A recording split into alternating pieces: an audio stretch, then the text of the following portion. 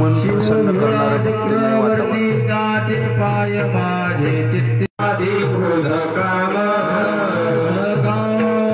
शिव देखतावतक्ष एका जनाधनी शिव निवारी करकाळाची भीव वाचिवदता शिव नाम तयान बाधी क्रोध काम